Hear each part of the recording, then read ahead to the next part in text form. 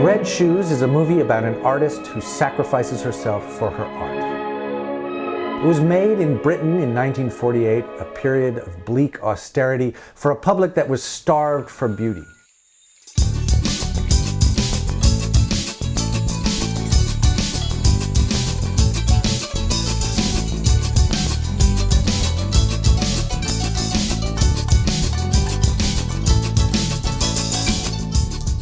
After a remarkable run of critically acclaimed albums in the 1980s, Kate Bush's first studio release in the 1990s took her audience by surprise, steering towards a more commercial sound and a vibrant live production style. This album also marked a turning point in her visual artistry, as Kate boldly embraced the concept of a visual album, showcasing her dramatic acting skills in ways never seen before.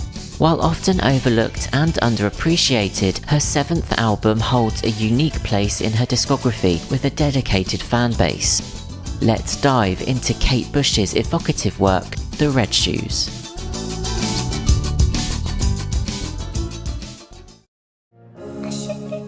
Kate Bush's 1989 album, The Sensual World, was a hit with critics and secured her 2 nominations at the 10th Brit Awards for Best British Producer and Best British Female Artist. Additionally, at the 33rd Grammy Awards in 1991, The Sensual World was recognised with a nomination for Best Alternative Music Album. The Red Shoes was recorded over 3 years, from June 1990 to June 1993 at Abbey Road Studios in London. This marked Kate's first venture into digital recording, an experience she later expressed regret over regarding its sonic results. She took on the role of sole writer and producer for the album, all while navigating a period of personal turmoil marked by the deaths of her mother in 1992 and her cherished guitarist Alan Murphy. Compounding these challenges, her long-term relationship with bassist Del Palmer came to an end, although they continued to collaborate professionally. Kate indicated that the new music would be quite different and expressed hope that audiences would find it worth the wait.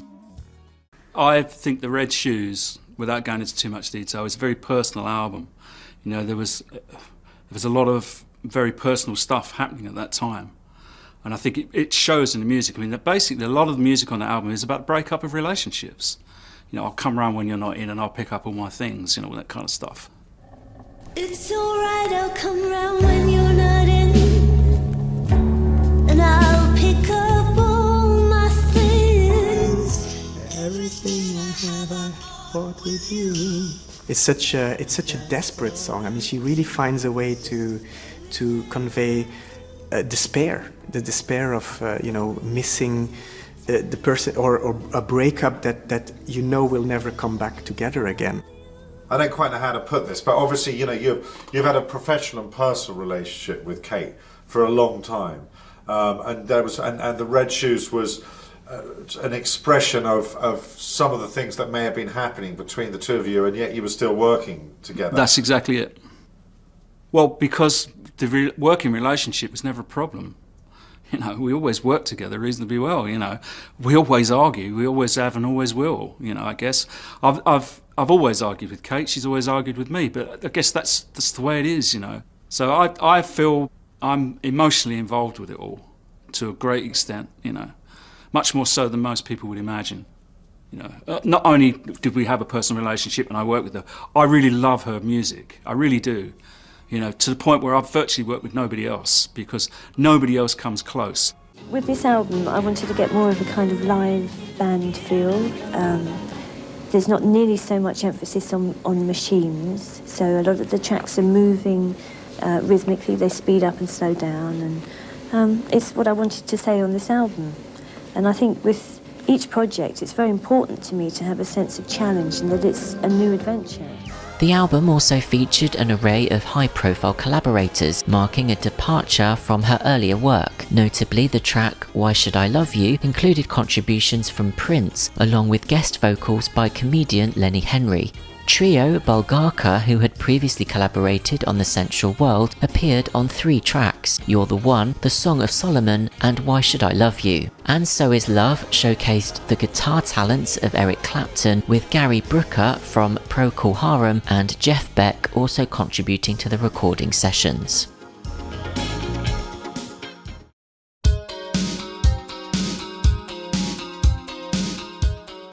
On the 6th of September 1993, Rubber Band Girl was released as the lead single from the album. 3 versions of the single were made available: the LP version, an extended mix, and a remix by American DJ Eric Cupper, known as the US Mix. Critics had mixed to positive reactions to the new material, and the single peaked at number 12 on the UK singles chart, where it remained for 5 weeks. Internationally, it found moderate success, peaking inside the top 40 in countries such as Australia, Ireland, the Netherlands and New Zealand, while reaching number 88 on the Billboard Hot 100 in the US.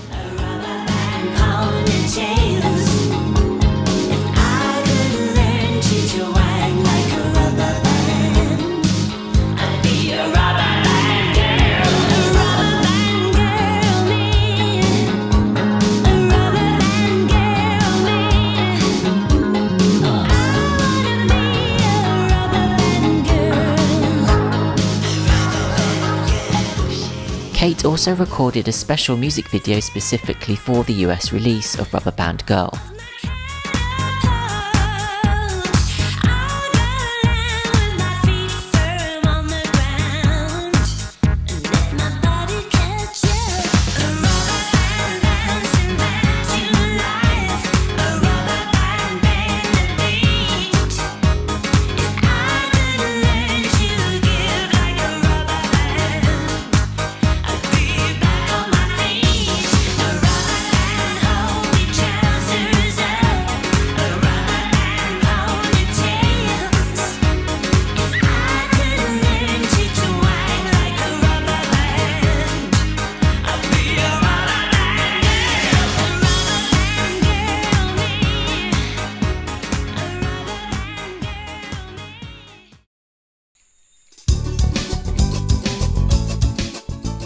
The following day, Eat the Music was released on the 7th of September 1993 as the lead single in the US, while EMI opted to promote Rubber Band Girl globally. Kate described Eat the Music as being inspired by Madagascan music, which she found uplifting and perfect for driving. In a 1993 interview with Melody Maker, she discussed the song's themes, saying of the song that it played with the idea of opening people up, exploring the hidden femininity in a man and the man in a woman.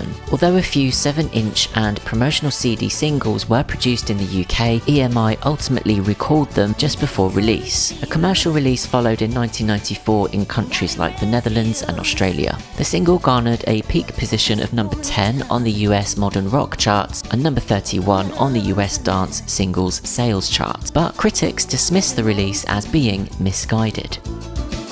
Like a pomegranate, inside's out, all is revealed. Not only women bleed. On the 1st of November 1993, Kate released her 7th studio album, The Red Shoes. The album drew inspiration from the 1948 film of the same name by Michael Powell and Emmerich Pressburger, which in turn was based on the Hans Christian Andersen fairy tale about a dancer who becomes consumed by her art and struggles to find peace. Critical reception was largely positive, with Melody Maker lauding the album as an utter masterpiece, despite considering Eat the Music as its only misstep. NME described the album as truly exceptional, claiming it to be both her most personal work yet and her most accessible. The Red Shoes peaked at number 2 on the UK albums chart and was certified platinum for exceeding 300,000 sales. In the US, the album reached number 28 on the Billboard 200, her highest chart position at the time. Moreover, it achieved notable success internationally, breaking into the top 20 in Canada, France, Sweden and Australia, while also appearing in the top 40 in many other countries. Like a pomegranate, inside's out. He's a woman at heart. Love him for that. I suppose on lots of levels it's very symbolic, but I guess it's the idea of being possessed by art that I think is particularly interesting to me. And the idea of once you embrace the obsession, that in a way it begins, or it can actually take control of you. I suppose really when the album was finished, I was aware that I was going to have to make some videos for singles that would be released, and that to make a film that, you know, was maybe half an hour, 40 minutes long, would be a way of making a more complete statement. Kate's problem was that the Red Shoes album had no common theme. So what would be the film's story? Then she realised the shoes were the story. Despite having written lyrics for over 20 hits, Kate found writing the script very difficult. I have a very great curiosity for words. I think there is a word for everything. It's a great gift to be very eloquent. But the only dialogue that I've ever been involved in is in this film.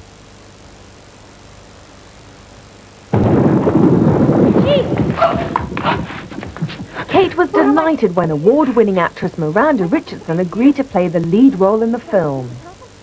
There are areas where there should have been more dialogue. I would have liked that, but we just didn't have the time to develop the story anymore.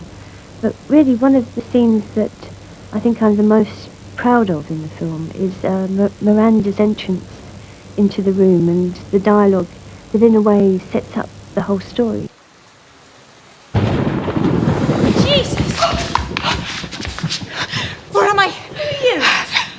I'm not meant to be here. To accompany the album, Kate wrote and directed a short film entitled The Line, the Cross and the Curve, starring herself and English actress Miranda Richardson. The film featured 6 songs from the record and was nominated for Best Long-Form Music Video at the 1996 Grammy Awards. There was so much smoke I couldn't breathe, and I was trying to find my way out. Oh, please! You must help me!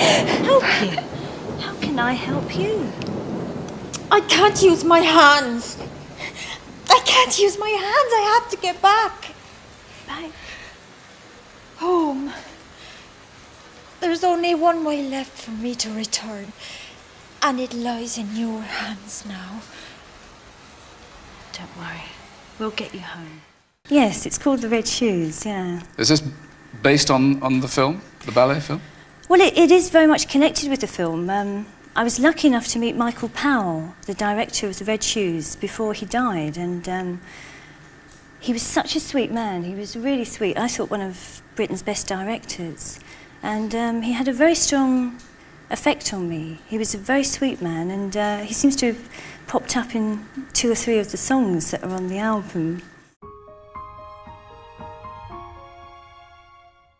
Moments of Pleasure, the album's 3rd single, was released on the 15th of November 1993. The song served as a poignant tribute to friends and family who have passed away, including her Aunt Maureen, dancer Gary Hurst, Bubba, guitarist Alan Murphy, Smurf, Abbey Road sound engineer John Barrett, Teddy, renowned film director Michael Powell, and lighting director Bill Duffield. The orchestration, arranged and conducted by composer Michael Kamen, provided an expansive backdrop to Kate's original piano composition. The heartfelt chorus, "To Those We Love, To Those We Will Survive," was written in honour of her mother, who sadly passed away shortly after the song was recorded. Critics praised the track, which peaked at number 26 on the UK singles chart, remaining there for 3 weeks.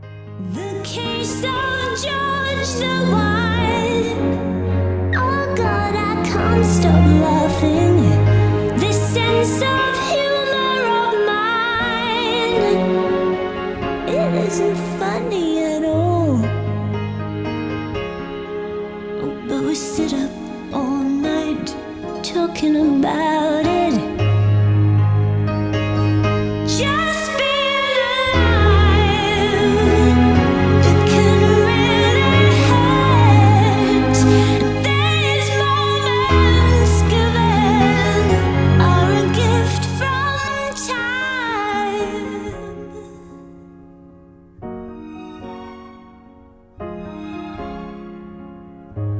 On a balcony in New York, it's just started to snow. He meets us at the lift, like Douglas Fairbanks, waving his walking stick. But he isn't well at all. The building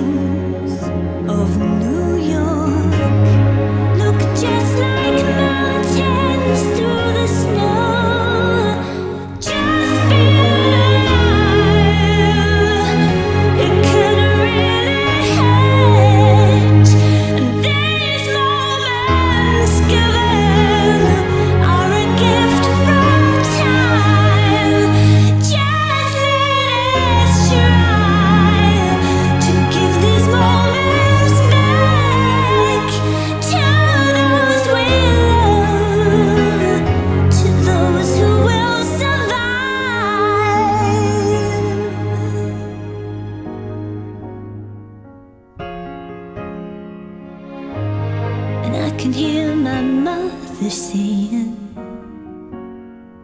every old sock meets an old shoe. And that a great saying,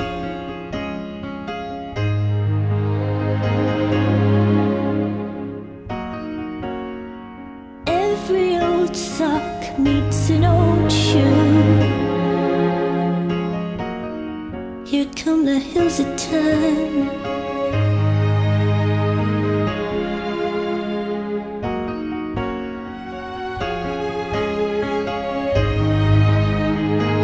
Heed their mooring.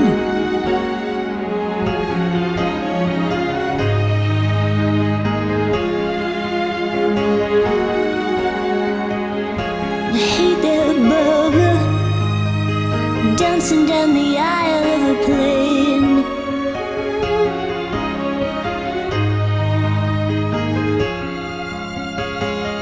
Smurf playing his guitar refrain.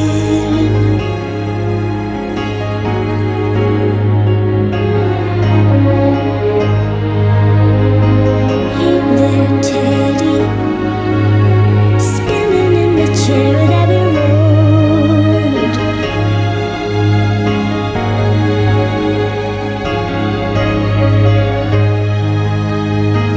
Hey there, Michael, do you really love me?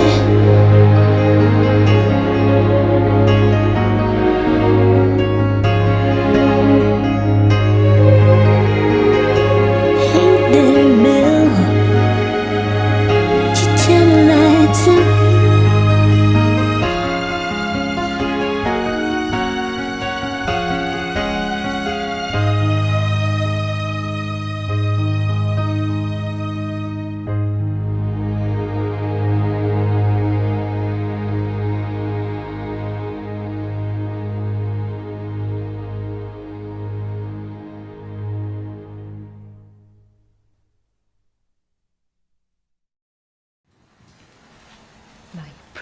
The title track, The Red Shoes, was released as the fourth single on the 5th of April 1994, climbing to number 21 and staying on the UK singles chart for 3 weeks. Oh, she moved like Letty Van Do. I said I'd love to dance like you. She said just take off my red shoes, put them on and your dream will come true. With no words, with no song, you can dance a dream with your body on. And this curve is your smile, and this cross is your heart, and this line is your path. Oh, it's gonna be the way you always thought it would be, but it's gonna be no illusion. Oh, it's gonna be the way you always dreamt about it, but it's gonna be really happening to you.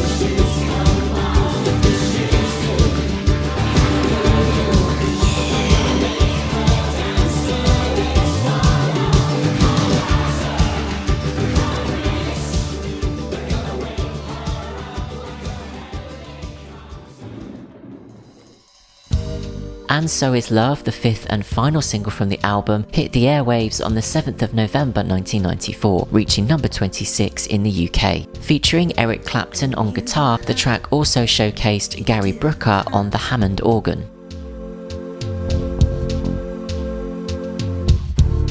We let it in, we give it out,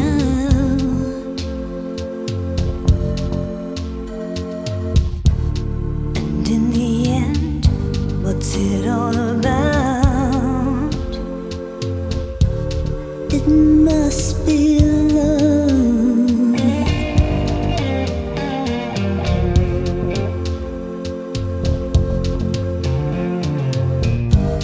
I give you my, I give you my.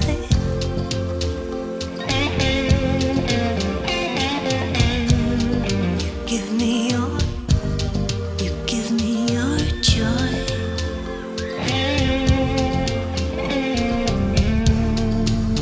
We used to say, hell, we're young. But now we see that life is sad, and so is love.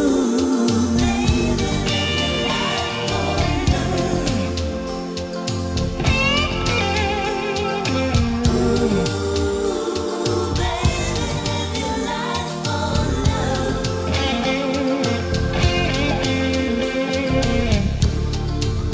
We used to say, hell, we're young.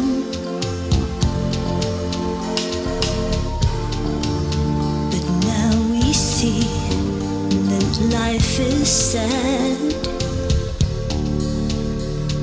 And so is love. Baby, for the sake of love. Ooh, baby, for the sake of love. And whatever happens, what really matters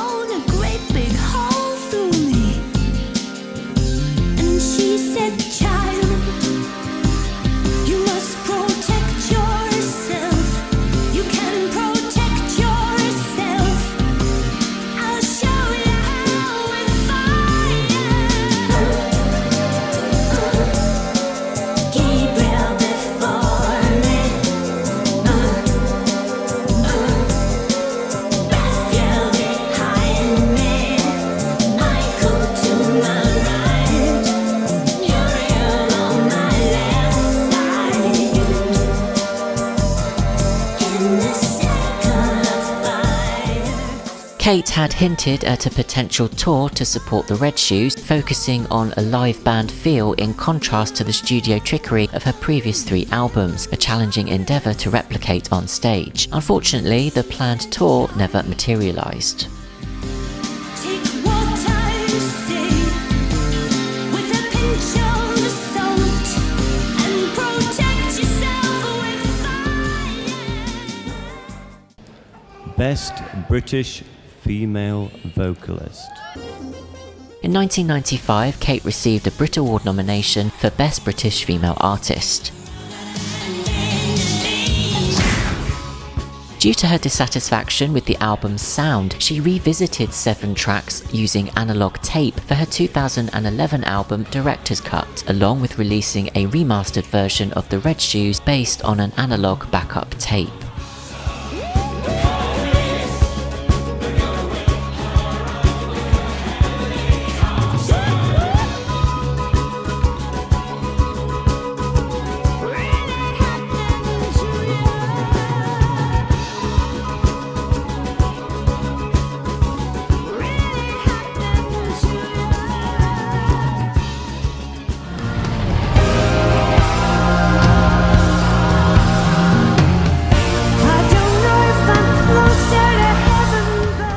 Kate also performed the tracks Lily and Top of the City live for the first time during her 2014 Before the Dawn concert residency. Welcome to the loneliest city in the world. Oh, baby, it's no good for you now. So you're scared. You're scared because you know you're losing your power over me. Do you have a path? No. Do you have a heart? I don't think so, do you? And I don't see you smiling. Not yet. They belong to me. They know they're mine. But I've got them. Give them to me.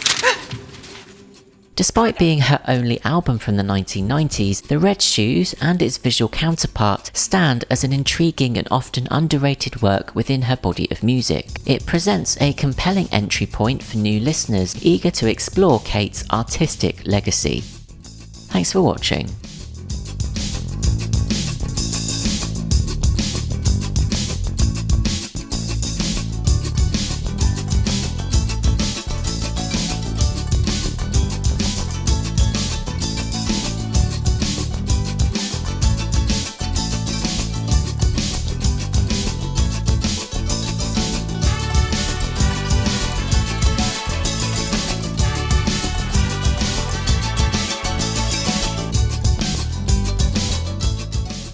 Hi, thank you for watching this video and supporting the channel as a whole. Just to remind you that the Buy Me a Coffee link is in the description below should you wish to head over there and help support the channel further by upping my caffeine intake, which is definitely required in the evenings after work and at weekends when I'm spending hours editing videos together like this. I can't monetize my videos due to all of the copyright content that gets used, but I think without that they'd be pretty boring videos to watch. So whilst I'm happy to do that, any additional support that you can offer me would be greatly appreciated. Buy Me a Coffee does not require a subscription, so you can just head over there whenever you like a particular video and throw me a few pounds to help buy me a coffee. I want to say a massive thank you to everybody who has already subscribed to the channel, that continues to support me, that adds comments to the videos, that reposts them on social media.